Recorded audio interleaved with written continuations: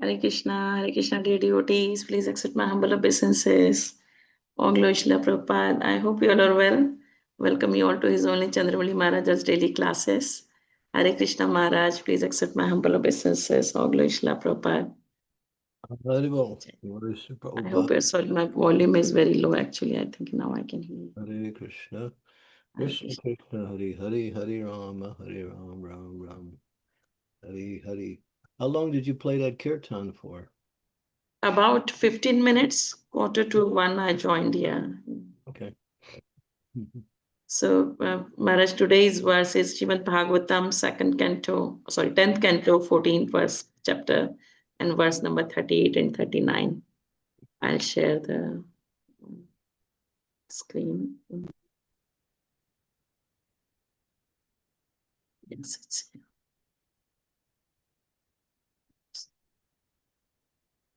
Over to you, Maharaj.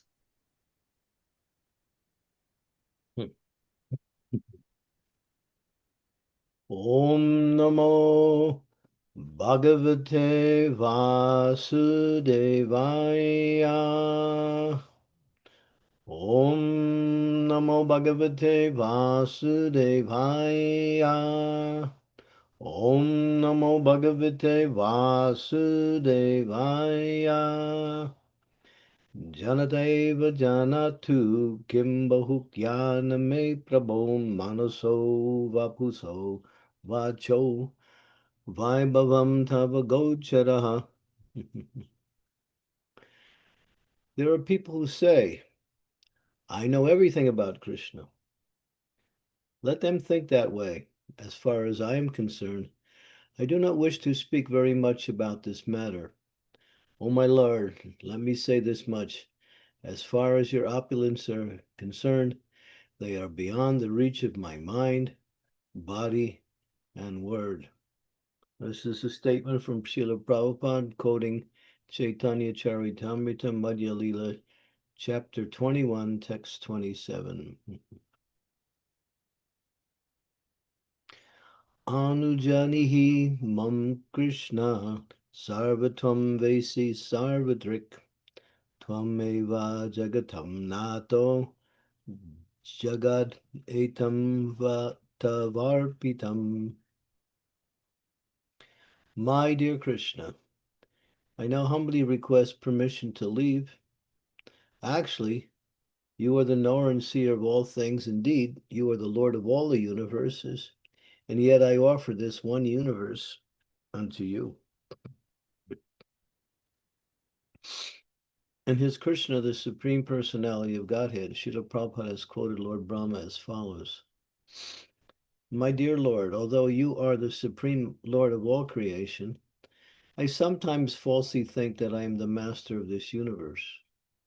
I may be the master of this universe, but there are innumerable universes.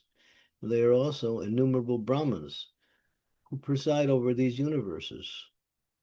But actually, you are the master of all of them. As the super soul in everyone's heart, you know everything. Please, therefore, accept me as your surrendered servant. I hope that you will excuse me for disturbing you in your pastimes with your friends and calves.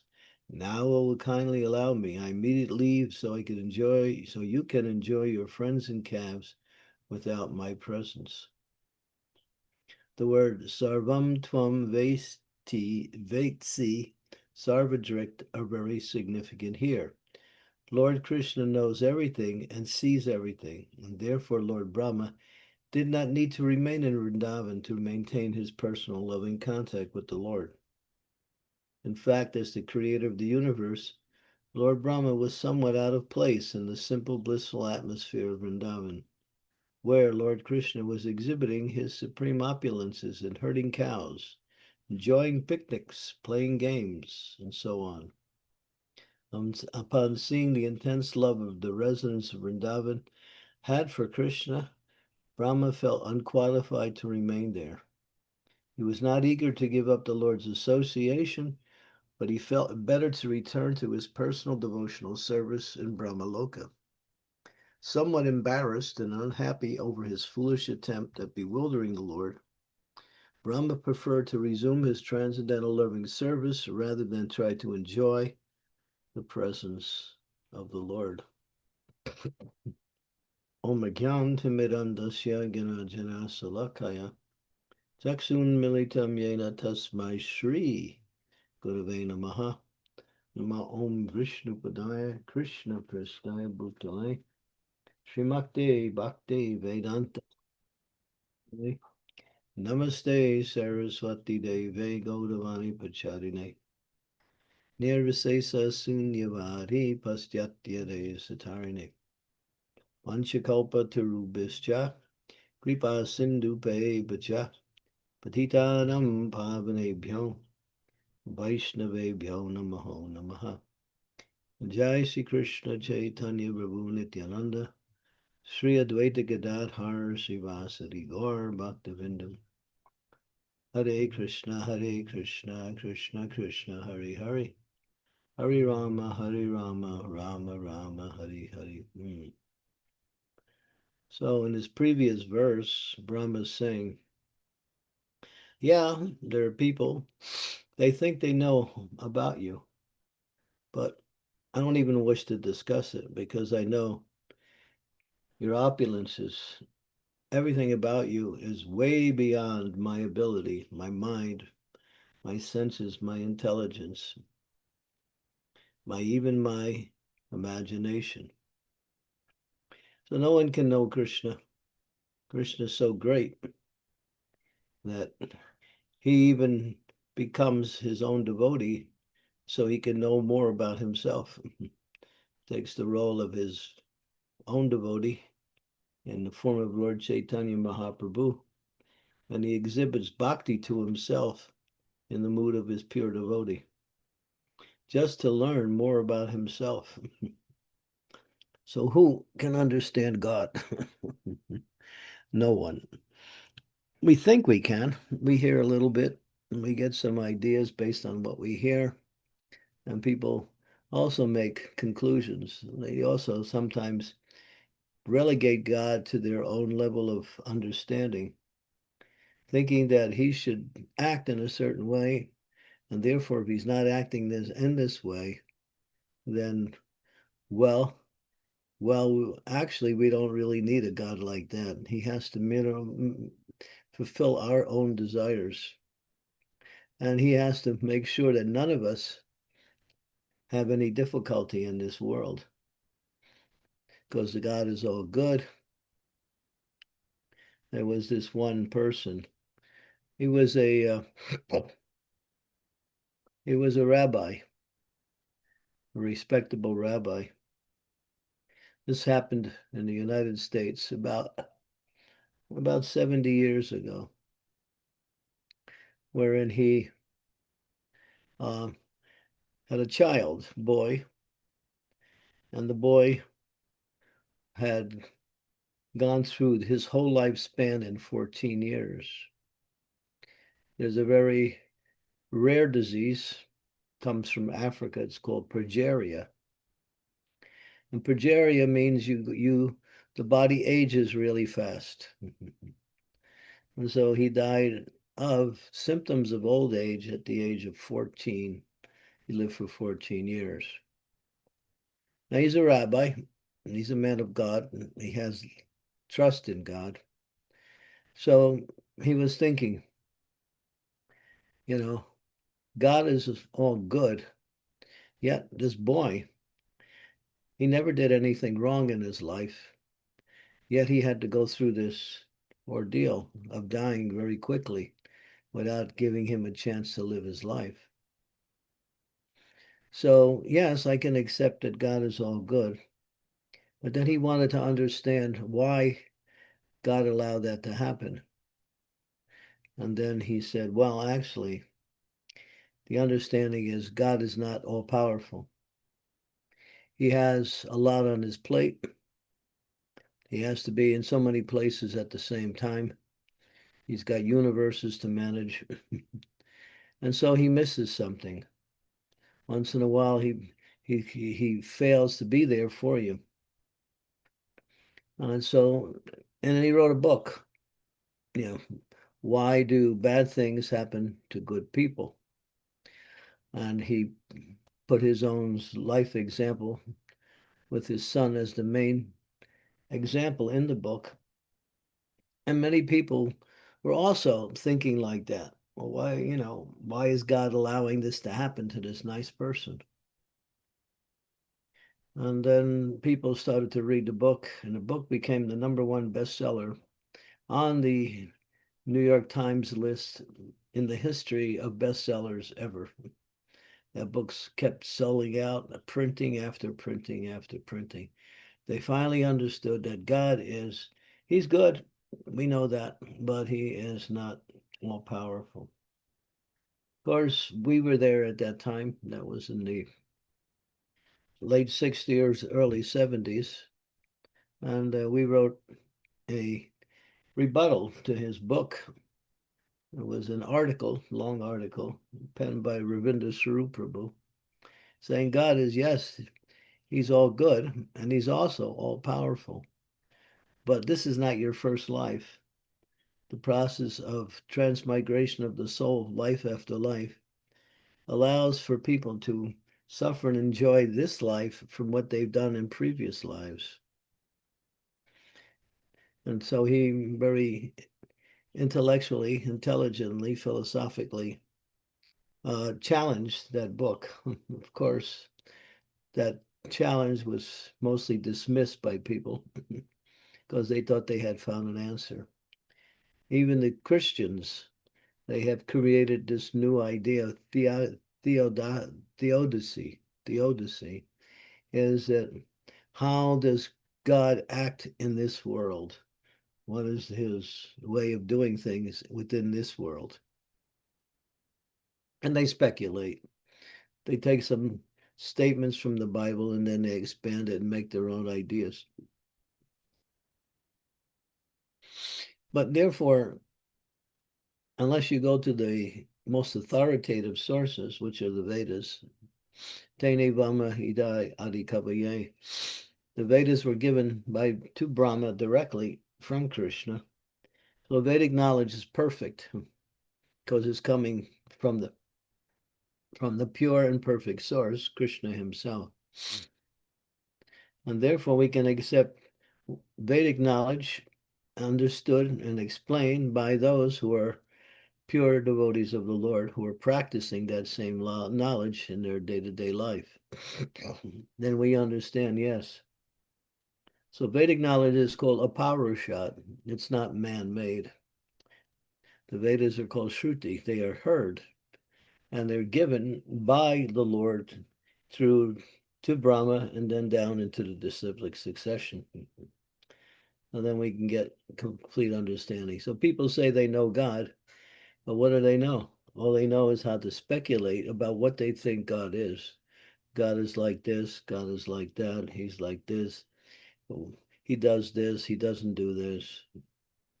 It's all mental speculation. Mental speculation simply leads to more mental speculation. That's all. There's no conclusion on mental speculation. The philosophers nowadays are mental speculators. They take some philosophy from a previous philosopher, and then they think and they add their own ideas that change things around, and they come up with another philosophy, and then they become what do you call it? Another philosopher, like that. So there is philosophical speculation that is based on transcendental knowledge coming from the higher sources to understand in relationship to time, place, and circumstance this knowledge. And that is philosophical speculation that's given by the acharyas. But mental speculation is neti, neti, neti. It's not this, it's this, it's not this, it's this. No, it's not this, it's this. Just changing, changing, changing. Changing means you don't know. Keep changing, changing, changing. Real knowledge or true knowledge doesn't change. It reaches its understanding, but it has to be learned from both Krishna himself and his own words, and from the spiritual teachers who are living the words of Krishna in their day-to-day life and becoming transcendentally situated on the spiritual platform. So we get knowledge from the Supreme Source, and we don't take knowledge from any other sources. Nowadays, it's very fashionable for people to go here and there to find knowledge from different sources, and then some of these sources are so-called spiritual personalities who become self-styled. They have some power, they have some intellectual understanding, they write books, and they gain some followers, and then they create a so-called spiritual movement based on, and a lot of times they just cheat people in order to get followers, in order to get some kind of remuneration, mostly financial.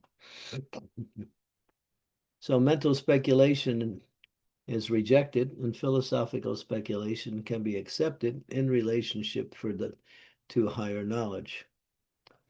And then when Srila Prabhupada started the Hare Krishna movement in the West, he made some adjustments in order to apply the timeless Vedic knowledge to the Western mentality, the Western environment. So he was qualified to do that because of his position in relationship to Krishna. He was Krishna's pure representative, and he could understand the principles and how to use the principles and create details from those principles that would support the principles and would apply to different situations. That's an acharya. Acharya preaches according to time, place, and circumstance. That's what it says that is like one great American transcendentalist, Walt Whitman, I think it was Walt Whitman, he said, or was it Henry David Thoreau, one of the two. He said, you read the Bible, I read the Bible. He said, you, you read the Bible, I read black, you read the Bible, I read white.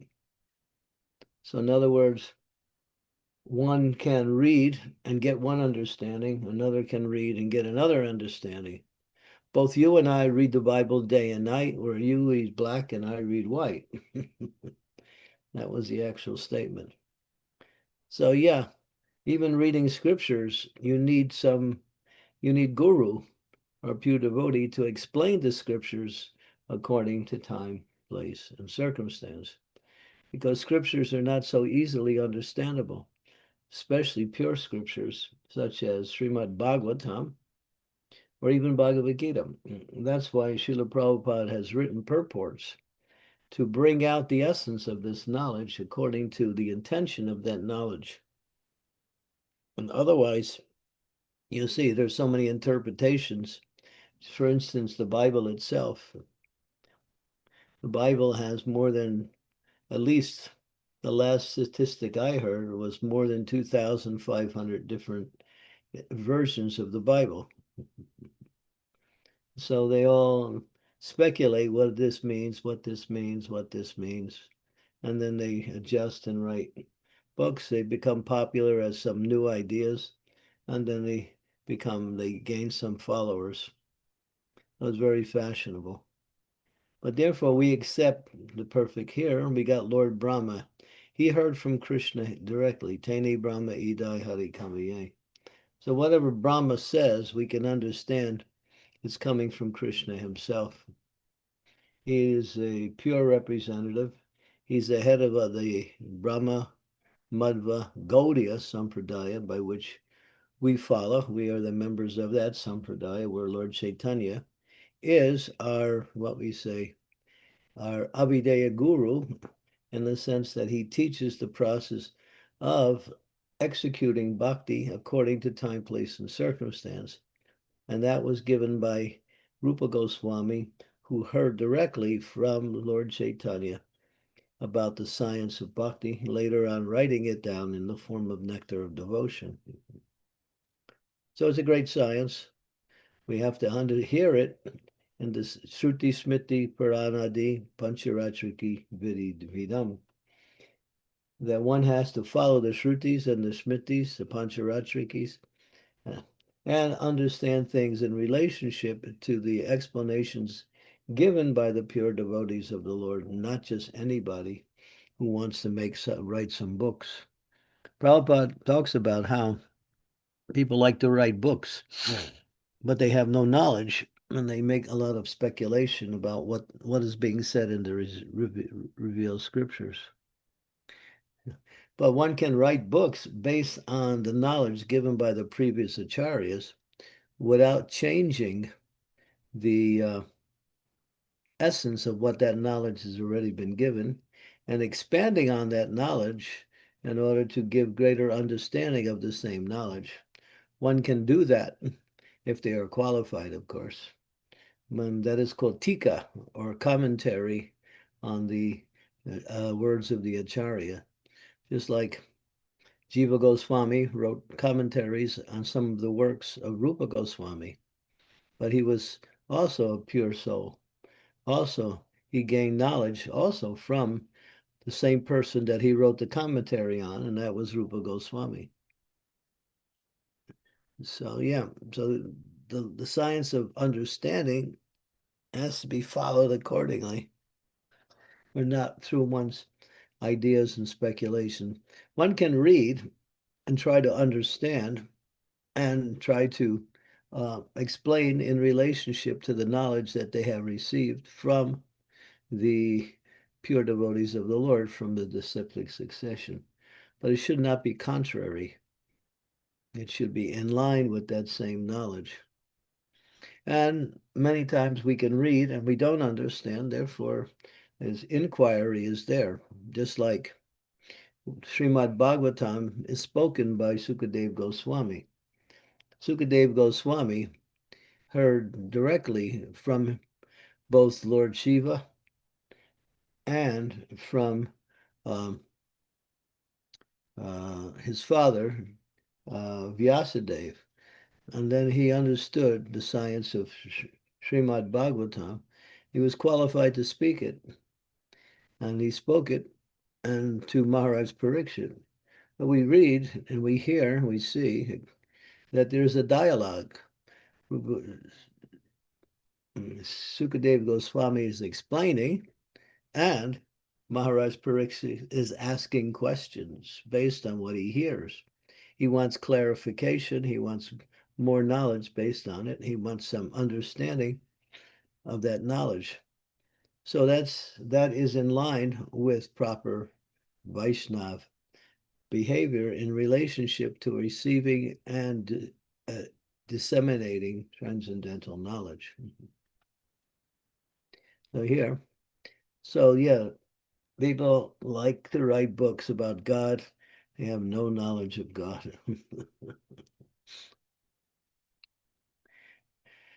Okay, and also here on this second verse, Brahma, he would like to stay with Krishna, but he knows that Krishna wants to go back and enjoy with his friends in Vrindavan.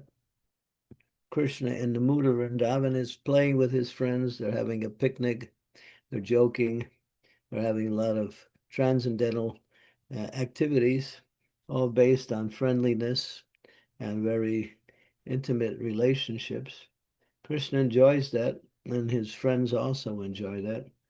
So Brahma says, well, he, after glorifying the residents of Vrindavan very, when we say, expertly, he understood this is not my place. I don't belong here. I'm nowhere near the quality of these residents. And I interfered with your pastimes. I'm really remorseful for doing that. Of course, he made so many prayers, which included his remorsefulness and his apologies for disturbing Krishna. And now he knows Krishna wants to go back and continue with his activities. So he's very respectfully leaving. It says here, one should not try to enjoy the Lord One should not try to enjoy the spiritual master. Sometimes one wants to take the shelter of the spiritual master in order to enjoy the spiritual master rather than trying to serve the spiritual master. One should come to the spiritual master, one should come to the Lord in order to serve and not to try to get some enjoyment. Sometimes people want to associate with the spiritual master so they can get some transcendental enjoyment. But they should come to get transcendental knowledge. They should come get opportunities to engage in devotional service. But the enjoying spirit is the material spirit, or the mood of the material energy, to see oneself as the enjoyer and see everything around as being the object of my enjoyment. But that is contrary and completely opposite to the proper mood of a devotee who wants to serve and wants to understand more. So that is the principle here. So Brahma, he understands, I'm going to leave because you want to enjoy with your friends and calves without my presence. And so he's very respectful. He's also mindful of what Krishna actually wants to do. Like that. He has made his prayers. He offers respects. Now it's time for him to depart. Okay, so here we can go and try to speak about some more of these points that we discussed from two different subject matters we covered. Thank you, Maharaj. Yashidevi Mataji, please go ahead. Thank you, Satyavanna. Dear Guru Maharaj, please accept my humble obeisances. All glories to Srila Prabhupada. Thank you for again enlightening us on the mood that we need to have. Mataji, you need to increase your volume. I think it's just increase a little bit. Is this better? Maharaj, is it okay? Yeah. Okay. Sorry about that. My apologies. Guru Maharaj, you were speaking about the importance of having the right mood, the mood of service when in the association of Vaishnavas, in the association of the spiritual master. And also you mentioned that philosophical speculation is allowed, but it should not degenerate into mental speculation or just intellectual banding of words back and forth just to enjoy the exchange. So I was wondering, even to philosophically speculate, we need to have some knowledge in the first place. So, what are the criteria for us to engage in philosophical speculation so it doesn't degenerate into a just intellectual debate where we enjoy, sparring with words? One should speak truthfully and beneficially and avoid speech that offends. One should recite and quote the scriptures regularly. So in philosophical speculation, you're taking things from different parts of transcendental writings or words, and you're trying to understand them. So philosophical speculation means sometimes you read two things that are contrary in the scriptures. So then how is that not contrary, or how does that apply in different circumstances? So philosophical speculation helps you to go deeper into the knowledge. And everything should be in line with Guru, Shadow, and Shastra. You can ask questions, and you can even give your understanding of what you think is the knowledge that you're receiving from the scriptures and from Guru, but you should not create something that is contrary.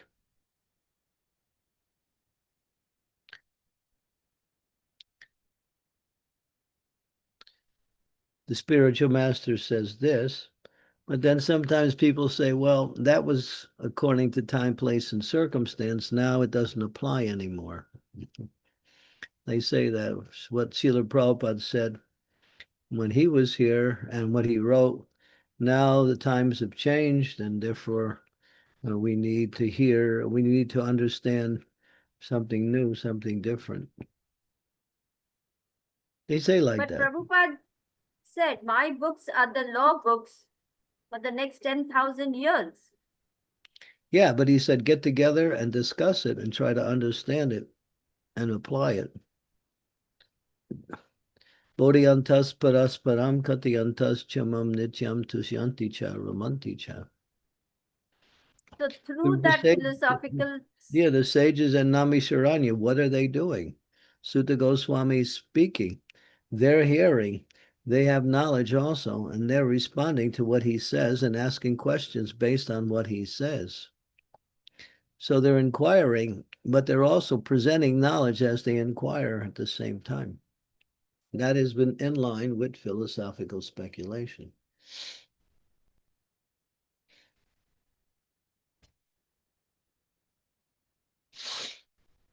so Yeah, my understanding is that we must always be endeavoring to come closer to Krishna, whether it is philosophical speculation or whether it is direct service, like that.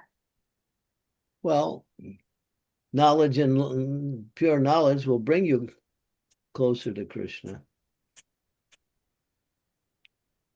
But sometimes you have to understand, all right, I'm in this particular situation. How does this principle apply? Just like in household life, you know. How do you use these four regulative principles in household life to act out, or you might say, complete your responsibilities of household duties? Some people challenge the four principles, say it doesn't apply because that's for India, not for the West. They say like that, such as they give concessionary statements that seem to fit the political, social environment that they're in.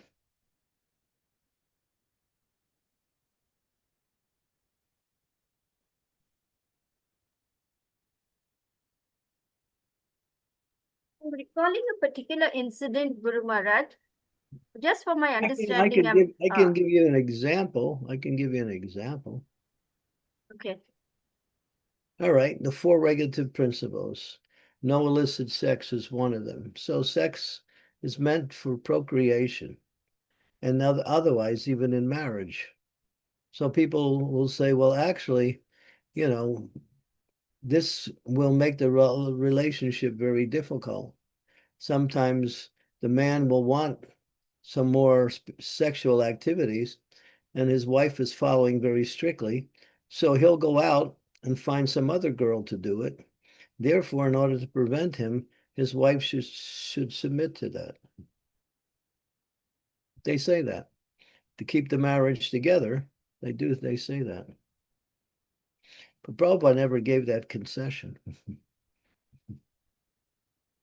It's not a concession, it's a deviation, actually.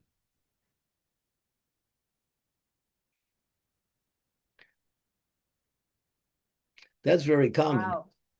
That's very common. People in household life have a very difficult time following those principles. That one. I think it's all right because in the Christian tradition, they allow that. You can have sex with your wife. It's all right, even if it's not for procreation. But not the Vedic scriptures, it says. It's only for procreation, no other reason. And it doesn't necessarily keep the relationship together. That's another, what we say, misunderstanding. Sometimes that breaks the relationship because people start to take advantage of each other on a physical level, and the relationship starts to deteriorate. They lose respect for each other.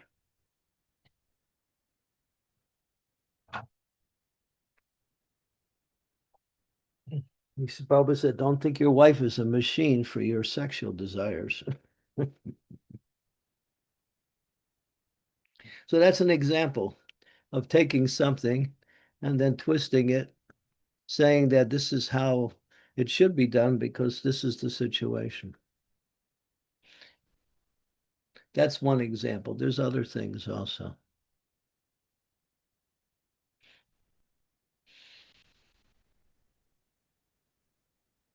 Maharaj, I hope that answers your question, Devi Mataji. Yeah, to some extent, I'm trying to digest what Guru Maharaj has given us. I will wait to ask my other question. Thank you. Thanks, Mataji. Yeah, but philosophical speculation is taking Shastra and discussing it and trying to understand deeper some of the meanings that it's given, comparing verses. Certain verses seem to be contrary to other verses, but they're not. They're in relationship to time, place, and circumstances, and they have to be understood in that way. Let me see if I can give you an The example. practical application of the philosophy, that is something which will give rise to realized knowledge. Yeah. Mental speculation means you just keep adding, distracting, and it becomes, there's no conclusion to it. Philosophical speculation leads to some philosophical conclusion.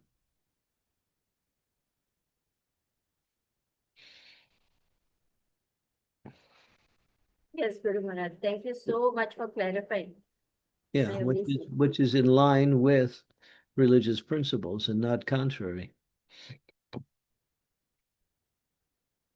Thank you. Thanks, Maharaj. Thanks, Mataji. Amit Gaur Prabhu.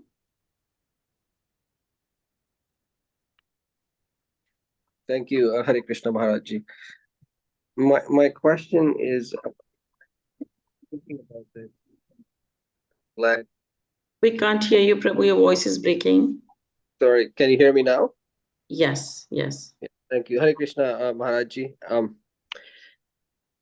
I was thinking about asking this question for the last week or so, and I'm glad that you talked about different religions, different faiths, and trying to apprehend, understand what God is. And like you said, being limited by the capacity of human physical form, including our brain and everything, it's not possible to fully understand the infinite, the God. Yeah. We all get. Yeah, Chintya. He's inconceivable. Yeah. If you could understand God, you would be as good as God. That's right.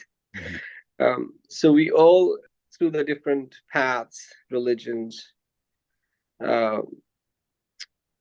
but some give more knowledge and some give less knowledge. That's right. So we all are getting some snippet. You have the unabridged dictionary and you have the bridge dictionary. The unabridged dictionary has more. So some religious traditions cover more of the nature of the absolute truth and others less. But is that what it is, Maharajji, though? Like, do something that knows a little bit more is better when we are talking about an infinite?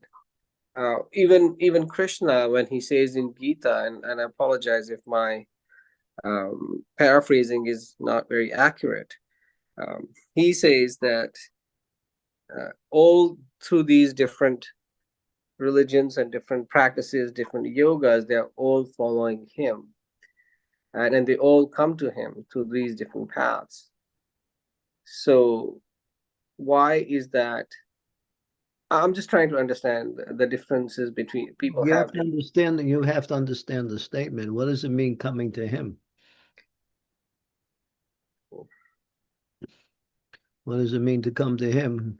To understand his nature, to understand who God is, and becoming one with him, I guess.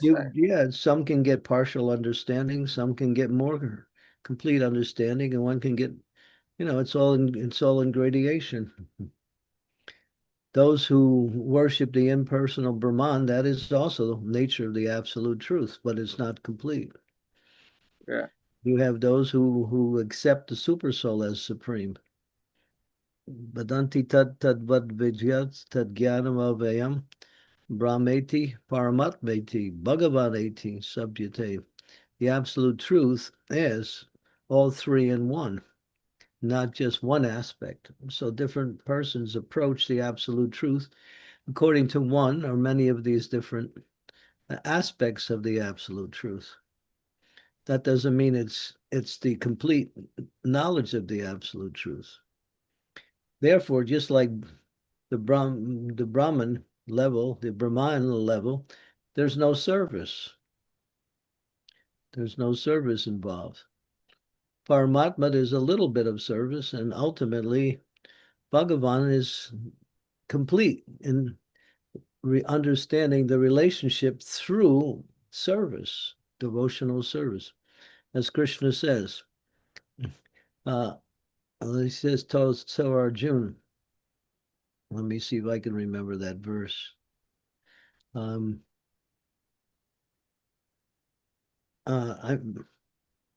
Only by undivided devotional service can I be understood as I am, standing before you. Only in this way can you enter into the mysteries of my understanding. Bhagavad Gita 1854. So Krishna says, only by undivided devotional service can I be understood as I am. And he's also qualifying that later, that no one can understand him completely, even by undivided devotional service. He's even beyond that. Well, one can have enough knowledge of him to ultimately surrender to him in devotion. That's what he's saying. So everything is in terms of degrees.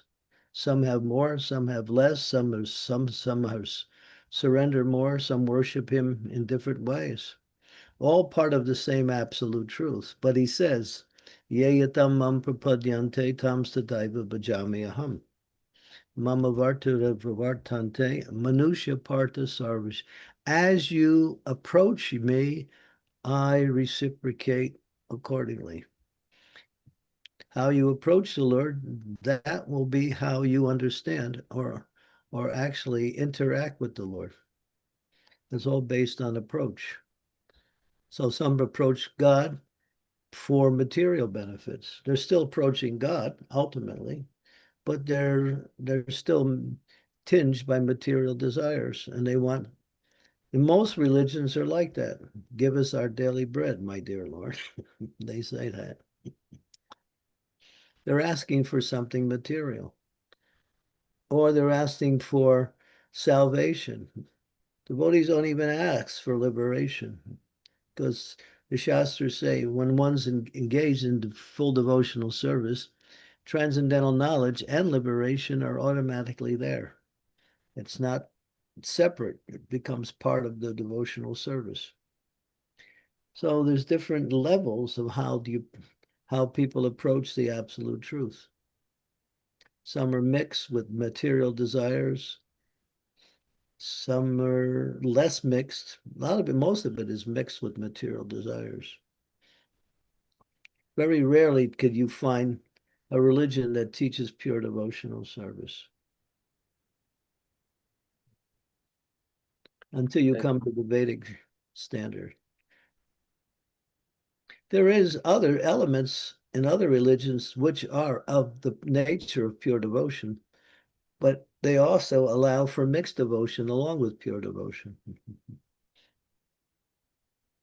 Yeah, like a lot of people, Maharaji, it's heartbreaking to see people being divided, arguing and fighting over this God that we all pray to. saying their way is superior, their way is better, without fully realizing the nature of God Himself, which is, I You think can is you can tell a tree by its fruit. If you're superior, then what is the qualifications that you have developed? In other not words, humble. yeah, the qualifications of being, and what we say, on the highest platform, there's certain characteristics that are there. One is devotees don't argue. They may present, but they're not argumentative. They may discuss things to get a more clear understanding of things, but arguing is like you say something and I say something and you say something, we just go back and forth. That's arguing. And humility is big, is what I've heard as well, Maharaj. Humility doesn't mean to keep quiet. Humility means to present things as it is. Thank you, Maharaj. Very good.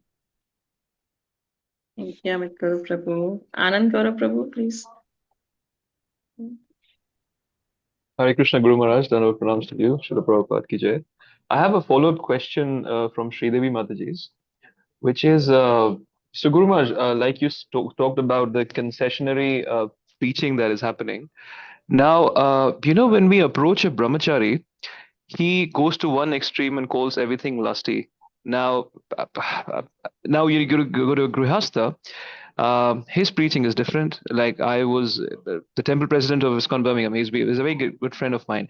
He is also a relationship coach, a counselor, therapist, and also the way he explains is very different. He says it's between lust and love.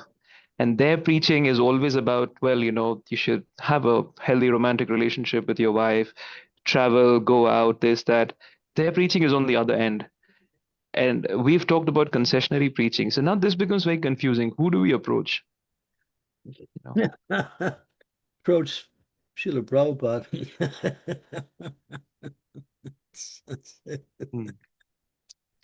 But to decipher his instructions, we still have to approach the senior Vaishnavas. Then what do we do in that case? You mean specifically about one's In particular? some situations, yeah. Well, yeah, you go to the acharya who is personally present. Those who are Right.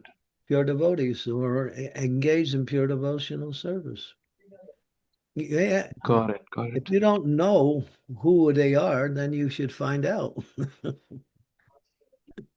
In our case, you're there, Guru Maharaj, but well, in general, when you meet senior Vaishnavas, but that's a very beautiful answer for me, at least, yeah.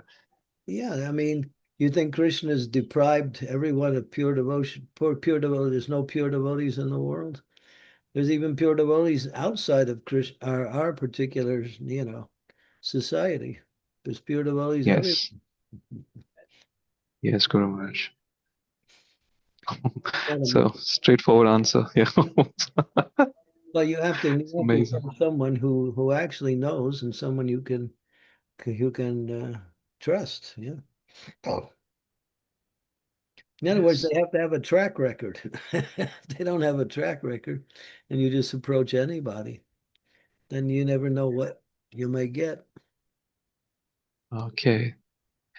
So one devotee a few years back told me, yes, that's the goal Srila Prabhupada discusses, which is, certain actions done for procreation, but one cannot jump directly to the goal. Therefore, one has to gradually reach there. And that answer seemed very comforting to me, not to lie, Guru Maharaj. But then now when I hear it, it's completely different. So, Where do you find that in Prabhupada's statements? yeah. He gives the whole formula on how procreation should go on. The Yeah. time of the month, the present state of the wife, everything, the whole thing, the Garbhadan Samskara, everything is there. And it teaches you detachment. Yes. If we become overwhelmed with desires for sense gratification, how can we practice Krishna consciousness? We can't. Got it. Got it. Yeah. It's a Wow, it's a very deep answer and solution. Yeah. One has to sell the candy and not eat the candy. So Well, then one has to be, sorry. one who manages a sweet shop doesn't eat the candy all the time just because it's around. He has to sell it, and that's his business, not trying to taste it all the time. So even though you're there and you have all of these opportunities for that kind of relationship, you have to restrain yourself by higher consciousness. So it's very deep. And if you really want to get into the details, it just leads to suffering. The more you engage in sex life, the more you suffer. Prabhupada said, licit or illicit, it is all illicit. Even Right. licit life is illicit because it's a concession. That's all it is. Right. It's concessional. But it's necessary to bring about children. And that's why Krishna says in the Bhagavad Gita, I am sex life that is not contrary to religious principles. That's in the 10th chapter of the Bhagavad Gita. So it's allowed only for that one purpose. So then, Guru Maharaj, so one of the most important components also is then who to preach, who to approach and ask questions to then, right? Even Yeah, within ISKCON. you have to learn. You have to find out yourself who's there. You can consult with others who have approached other persons. They can say, well, this person is someone you can rely on, you can get knowledge from. May And I if you say something at this point, Guru Maharaj? one more statement, and then sometimes you see persons who are traveling, they're writing books, they're giving classes, they have followings. You might say, well, they're in good standing, they seem to be qualified. You judge a tree by its fruit.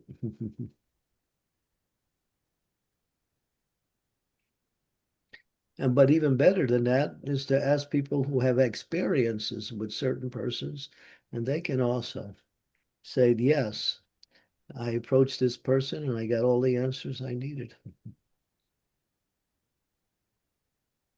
I just have one more follow-up question, if I'm allowed to. I think It's a Sri quick Devi one. wants to interject right now. So, She's got something. sorry. Then you can go back to your question. Yeah.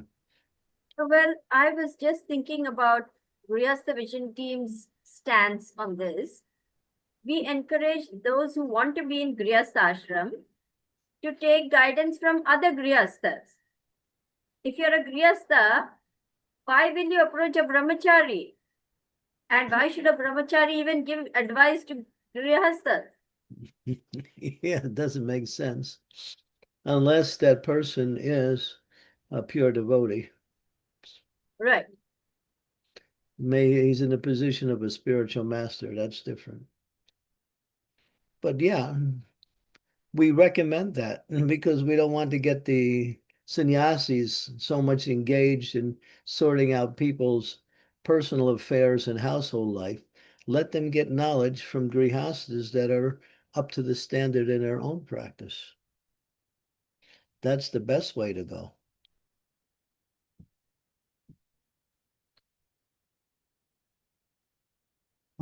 Understood, yeah. And Thanks, Prabhu. just one more, just one point, if I can ask, Did you if get I'm allowed to. Did you get all the previous points? Yes, Guru Maharaj, yes. Okay, because Yes, all of them. Prabhupada says before you can continue to eat, make sure you can digest. Yes, this question is from Jayapataka Maharaj. So If you're not digesting and you keep eating, then you're going to get what we call indigestion. Anand Prabhu, can and we come Prabhu, back to you because we have 3 hands are raised already, sure, so yeah. let us just, yeah. Yes, for Sridevi Mataji, I'll take Prachi Mataji first, if that's okay. Prachi Mataji, please go ahead. We should try to understand the answers and think about them and not just be firing questions, because we somehow rather just skim over and just we're thinking more about the questions than we're thinking about the answers we're getting. Questions and answers, not just questions and some superficial understanding of the answer. Think about it. When you think about these things, then you can understand things deeper. And that's what we want. We want deeper understanding of the knowledge and not just something that is superficial, that goes in one ear and comes out the other ear.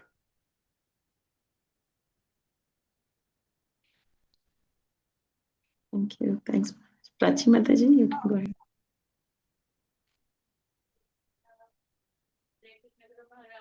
We can't hear you, Mataji. Your volume is very low. Okay. It's Hare not- Krishna Guru Maharaj, please accept my humble obeisances. All glories to Srila Prabhupada. All glories to you, Maharaj. Maharaj, I was trying to link all the different answers that you've given today. I was thinking of one of the quotes of George Bernard Shaw, who said the greatest illusion in communication is believing that it has taken place. So Can you repeat that? yes, Maharaj.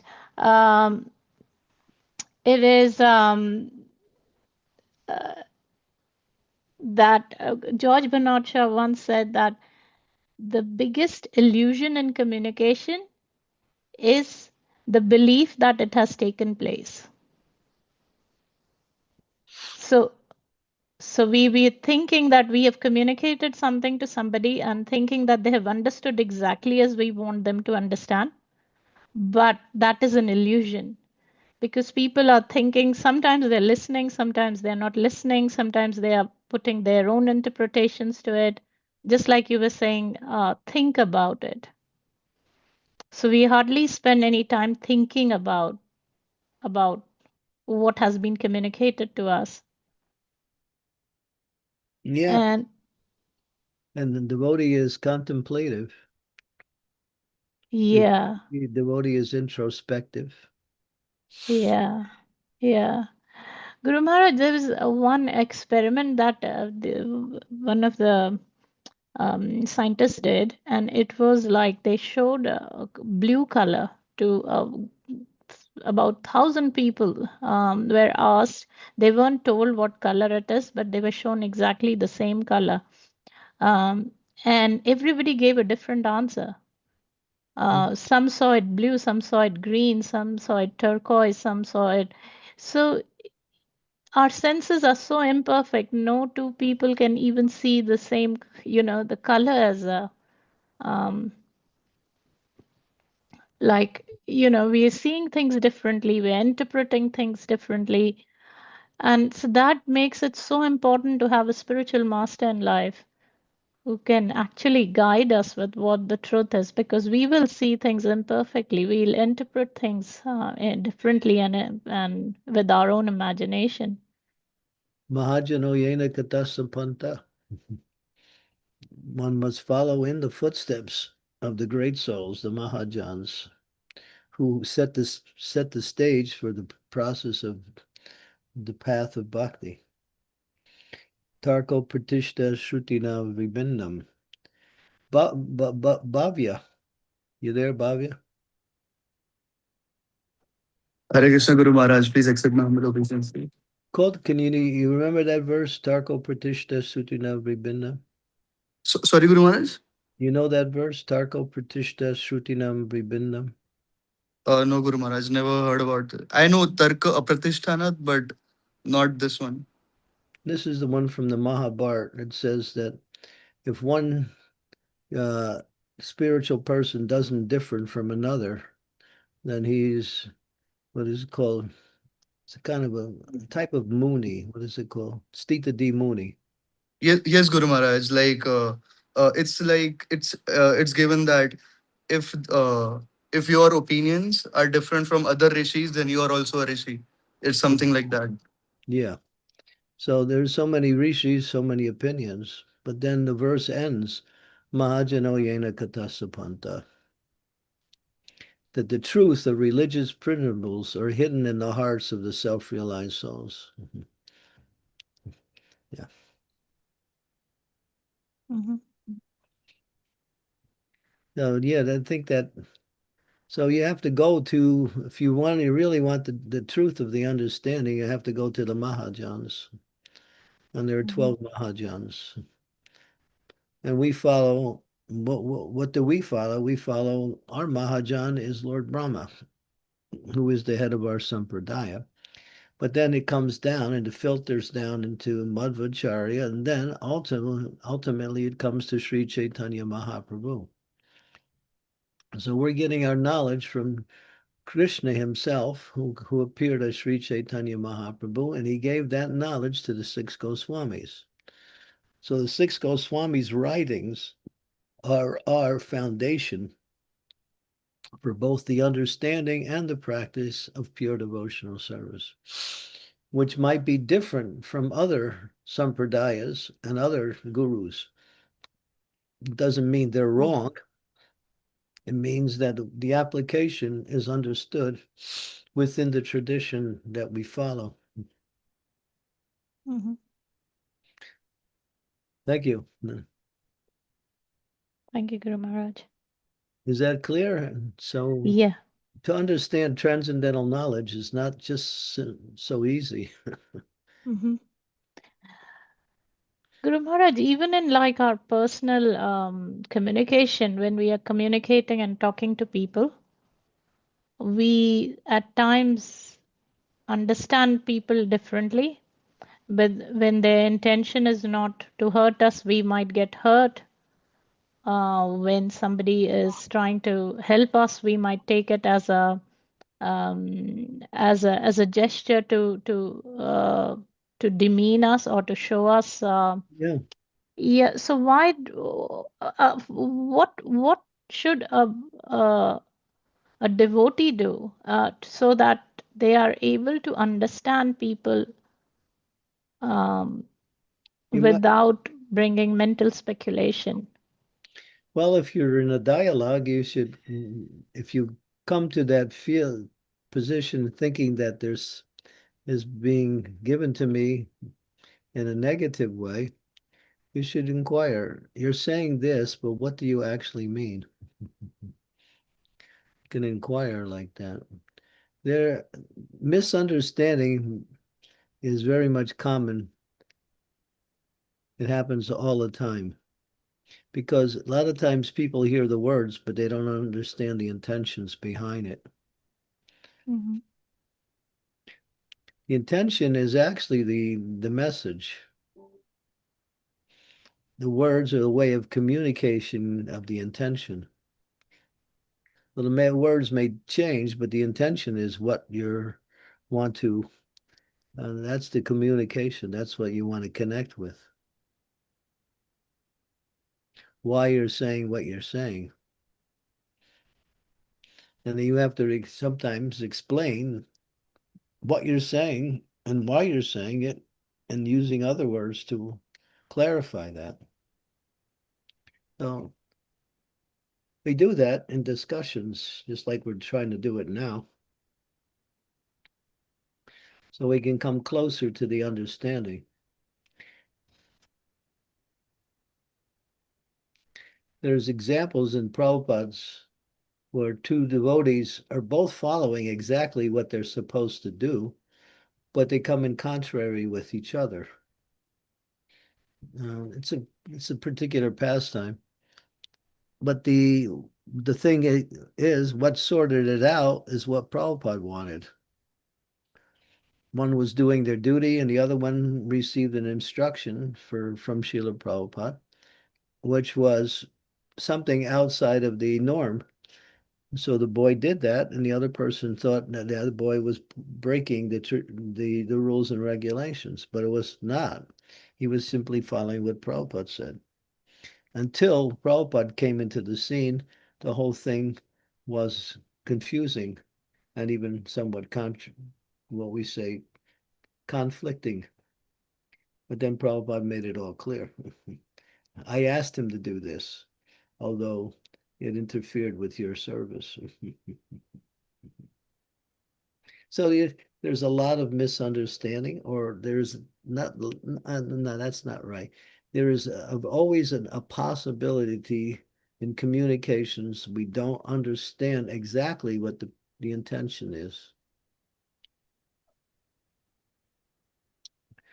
And therefore, how to reduce that misunderstanding is learning the art of hearing.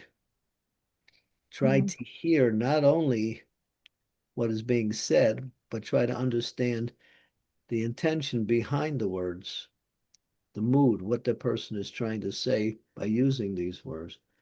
And that can be what we say enhanced by what we call expert hearing, hearing deeply, listening, not just hearing, but listening, tuning into the hearing process.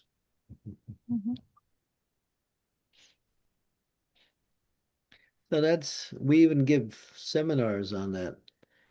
What is it called? What are those seminars called? Empathic listening. Emphatic listening, yeah.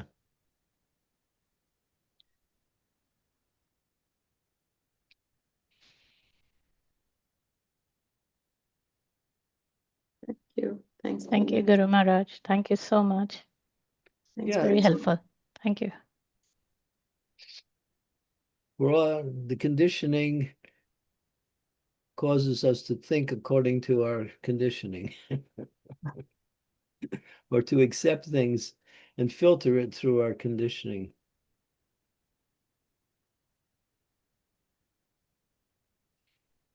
So in the Padma Purana, it gives 4 principles for empathic hearing. That if you're listening to a lecture, 1, having faith in the speaker, that you know what he's saying, he's authorized to speak on it. 1, that's 2. 2, not trying to filter what he says through your own understanding, but being openly submissive to what is being said. Don't try to philosophically try to understand it. I mean, no, that's not right. Don't try to interpret it in different ways. Just listen. Then the third point is destroying the faults of the mind. When the mind wanders away from the sound vibration, bring it back. That happens. I'm speaking now, not everybody's always connected to what I'm saying because the mind just goes one way or the other. But learning how to tune in, like last night I was giving a class to, it was about 25, 30 people there. But I saw one lady, she was right in the front and she never took her eyes off me the whole time I was talking. And I could see she was absorbing everything I was saying. She didn't ask any questions, but she was completely absorbed. And I didn't see that with anybody else, just this one person. So that's an example of someone who is connected to the sound. And then the last part, and this is the conclusion, if you follow those first 3, faith in the speaker, submission to the sound, destroying the faults of the mind, connecting back with the sound vibration. And the last one is you get 2 possible results. 1, you realize what's being said. In other words, you understand it. It becomes clear. There's nothing else. And the second one is if you don't get that, then you ask questions. So if you don't get realization or if you don't ask questions, it means you weren't connected.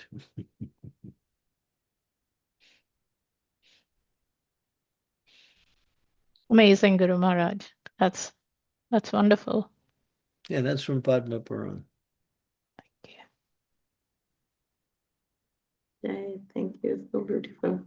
Thank you, Prachi Mataji. And Gauri Priya Mataji, please go ahead. Hare Krishna. Please accept my humble obeisances, dear Maharaj. All glories to all the Vaishnavas, all glories to Srila Prabhupada. So based on your discussions, actually, with Shridevi Mataji, so dear Maharaj, you spoke about the four principles and how devotees might sometimes speculate on them. And there are also devotees who say that there are just a moment.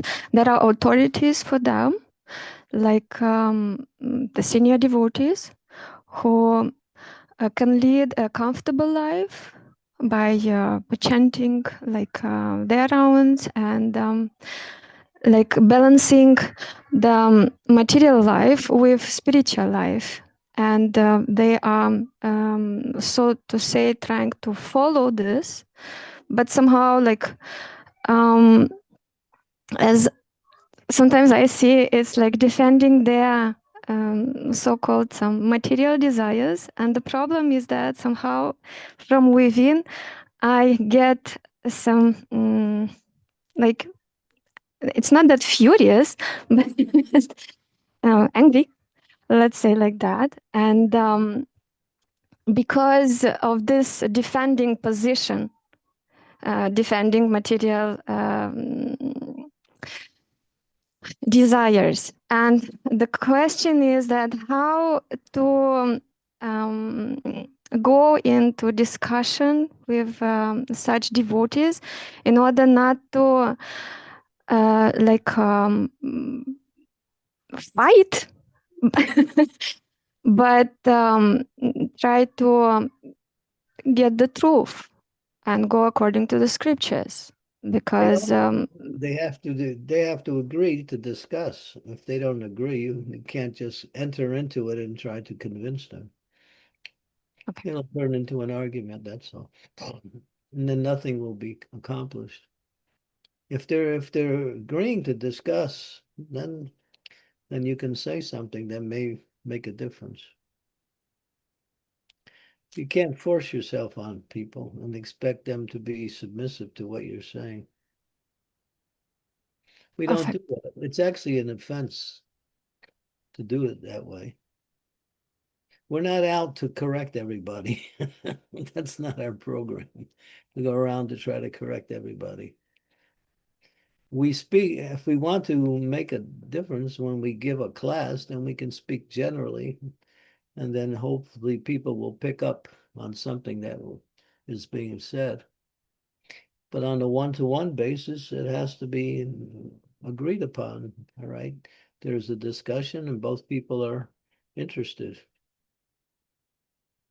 Otherwise, if you force it, then there'll be some resistance. And then there will be sometimes arguments, or then relationships start to become less.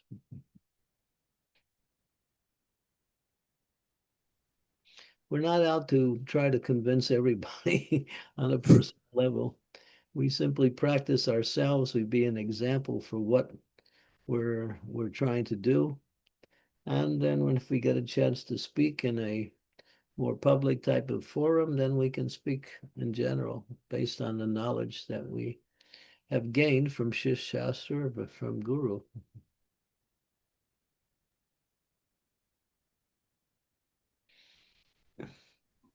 But when people ask you questions, then you can speak something.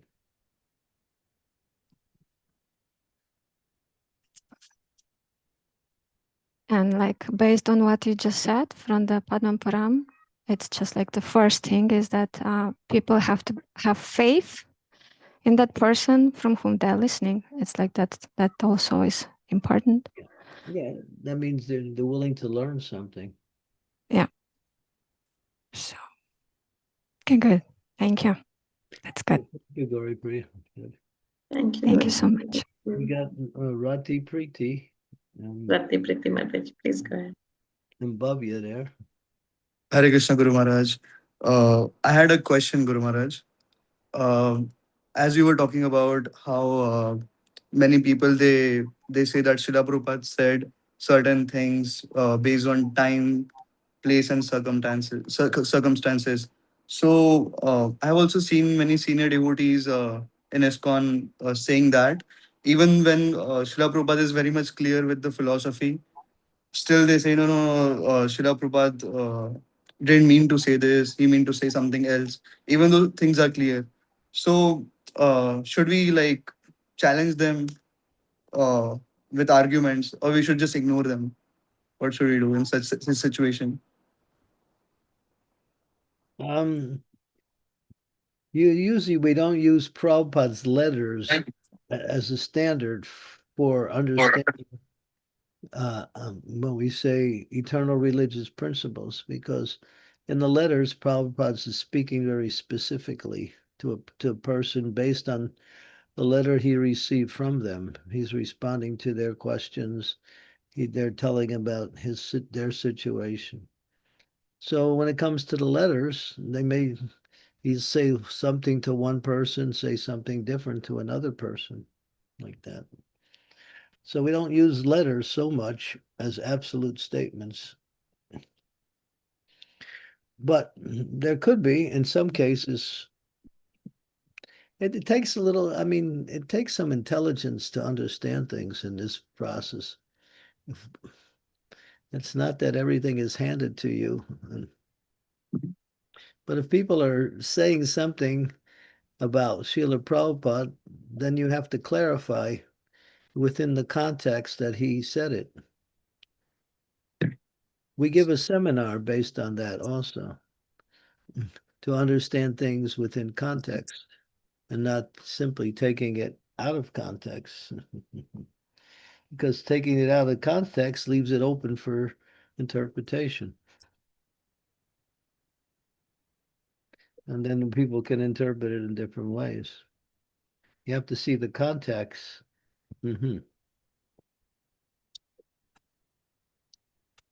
Prabhupada gives the example.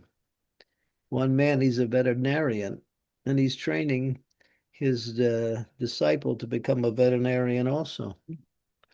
So he's teaching him based on the different animals that come in. So one horse comes in, and it has a big lump in his throat.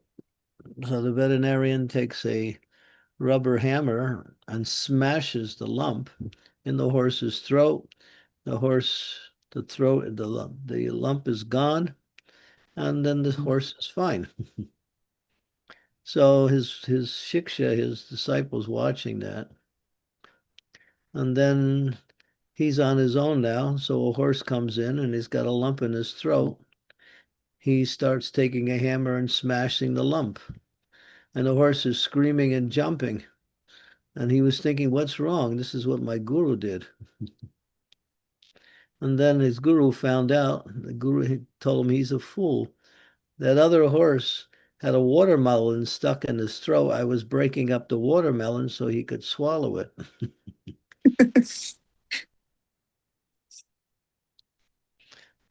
So you have to understand things according to how they're meant to be understood, and not just, well, I see something or I hear something and therefore I can apply it carte blanche to everything, you know.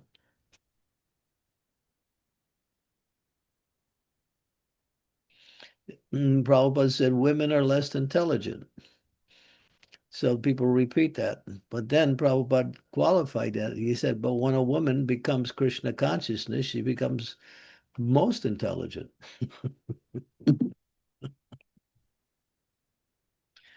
Even men are less intelligent when they're not Krishna conscious. So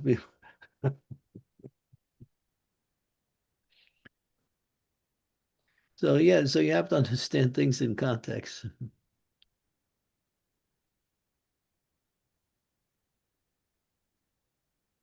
Sometimes Prabhupada's talking about something material and he's just repeating what is the standard according to the material understanding. And people think, oh, he's discriminating, he's a chauvinist, he's a racist. He's aligning with people who are demoniac. He's just making a point, that's all.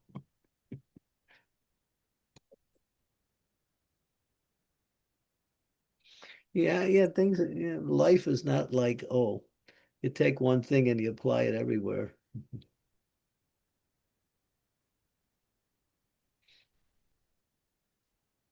There's one thing that doesn't change where you can apply it.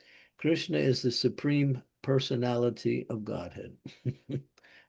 That works in all cases. And Prabhupada quoted that 8,000 times. Someone did a count on it. Prabhupada said Krishna is the supreme personality of Godhead. He either wrote it or said it 8,000 times. I mean, that's a lot. He wanted to make a point. That's not debatable. That's an absolute truth.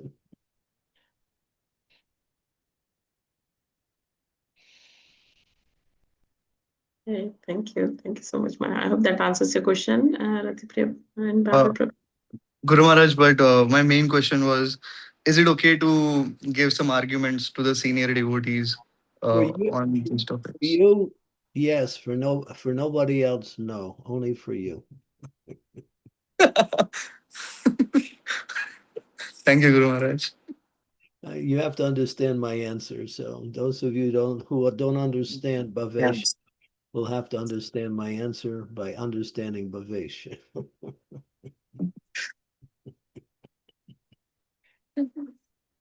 Thank you, Guru Maharaj.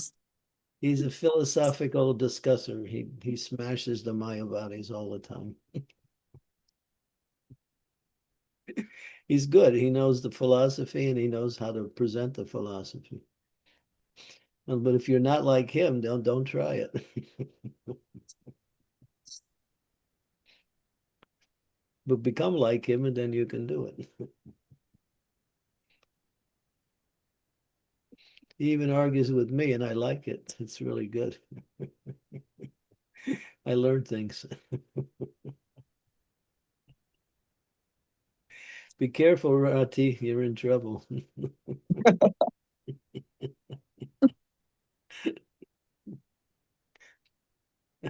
She's so soft, she will never argue. She will just say yes. You don't know Rati. She's not soft. Really? Okay. You think that's her exterior. You have to know her deeper. She's got fire. She's got a lot of fire. True. Is that correct, Bhavesh? Yes, Guru Maharaj, so true. She's too good. She's very fiery. She can be. But she's also very humble too.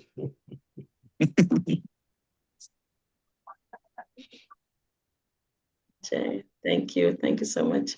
Thank you so much. Sridevi Mataji. Sridevi Mataji, do you have a question? We can Yeah, stop. just a quick question. Yeah. Guru Maharaj, you said at one point that the Mayavadis, they have no seva because they are not doing any activity to serve the Lord. Then you said the yogis, they have some seva, but the devotee has full seva because he gives everything to the Lord.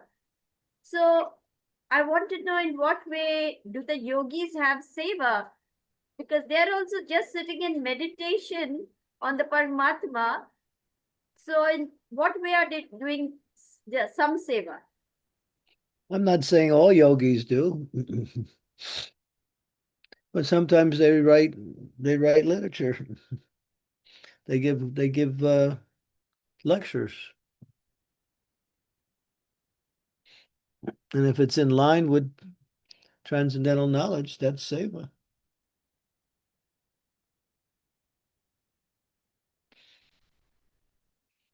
The Brahmavadis, they don't. They just meditate on Brahman. They don't preach. And if they preach, then it's all about the absolute truth is impersonal. If someone is preaching the absolute truth is localized, That's also in the Bhagavad Gita, and that's acceptable.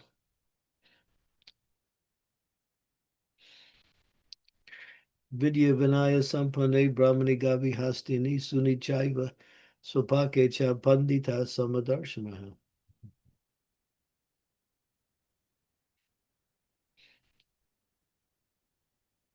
That's the yogis. Okay, got it. Guru Maharaj. Thank you so much. Okay, thank you very much. So much, Maharaj. Let's see, tomorrow is Saturday.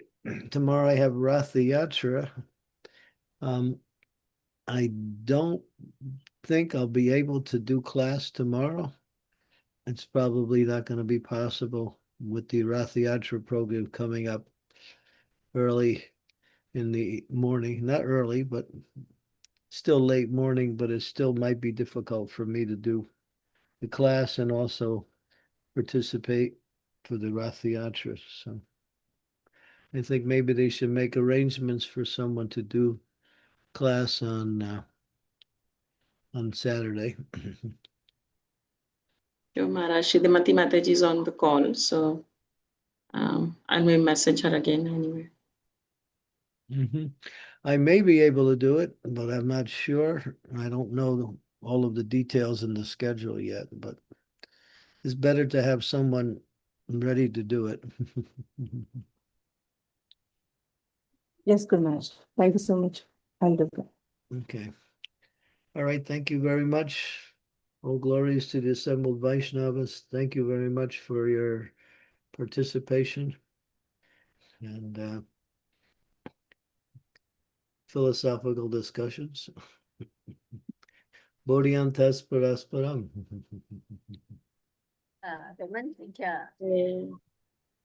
Guru Maharaj, what about Sunday, Guru Maharaj? You'll be traveling, right? And Sunday is also Rath Yatra in Chicago. So that one may be even harder to attend. Probably will be. I think so. The time will be 7 a.m., Guru Maharaj, when you come to Chicago. Oh, yeah. Then it might be possible. Let's see. That's true. Okay, I'll have to let you know. If, again, just have someone ready. Yes, Guru Maharaj. Sure. Thank you. Okay. Thank you, Maharaj. Thank you, Guru Maharaj. Hare Krishna. Thank you very much. Guru. Thank you so much, Guru Guru Maharaj. Maharaj. Hare Krishna. Thank you, Guru Maharaj. Hare Krishna. Aribo, thank you very much for your wonderful association. Hare Krishna. Much, Guru Maharaj. Hare Krishna. Get well soon, Guru Maharaj. Thank you, Guru Maharaj. Hare Krishna. Thank you, Guru Maharaj. Hare Krishna.